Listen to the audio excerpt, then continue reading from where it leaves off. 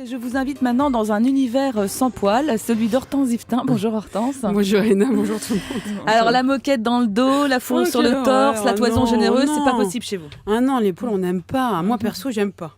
Le poil du nez, le poil de l'oreille, le poil de... Enfin le frisé, que l'on retrouve fossilisé dans la savonnette.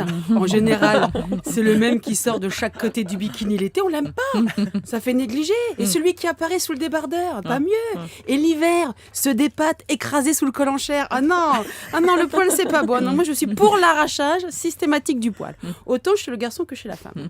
Moi j'ai une chance énorme, je suis très founie capillairement parlant. C'est vrai, vous avez beaux cheveux. Mais beaucoup moins niveau poil. Et j'ai envie de dire tant mieux, parce qu'entre nous le poil de nos jours ne sert plus à grand chose. Franchement le poil du dos il sert à quoi? À rien, à part qu'on finit par plus savoir où s'arrête la nuque et où commence le dos. C'est comme la tarte au poil, on n'aime plus la tarte au poil, on n'en veut plus. C'est pas hyper agréable d'embrasser une touffe. Parce que si le cheveu sur la langue peut avoir un côté charmant, le poil coincé entre les dents est lui beaucoup plus gênant. Oh non. Non, le poil n'est pas très engageant amoureusement parlant. Qui est attiré par un poil brillant du dessous de bras? Non, moi ça ne donne pas envie de m'y blottir. Non. En plus souvent il sent, parce que qui dit brillant dit transpire. Non, moi je suis pour l'épilation intégrale. Bon, le problème avec l'épilation intégrale recto verso, C'est quoi? c'est qu'en même temps que vous dites au revoir à vos poils, vous dites aussi au revoir au peu de pudeur et de dignité qui vous reste. C'est-à-dire Essayez d'avoir l'air digne avec votre slip dans la main droite en écartant les jambes façon Kermit la grenouille. C'est pas évident.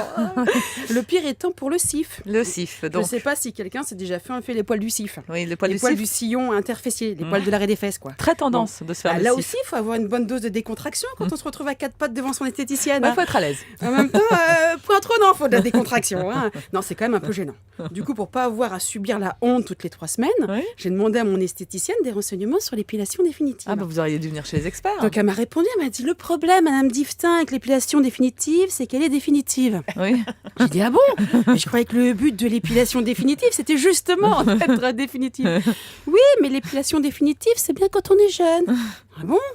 Oui, parce que quand on vieillit, on n'a pas que les seins, le bas du visage qui dégringole. Ah bon? Non, on a aussi là. Ah non, si. Alors le poil, ça camoufle. Et même si passé un certain âge, Elena, il n'y a plus personne il n'y a plus que vous qui avez accès, c'est mieux pour le moral, vous pouvez me faire confiance. Qu'est-ce que je dis après ça?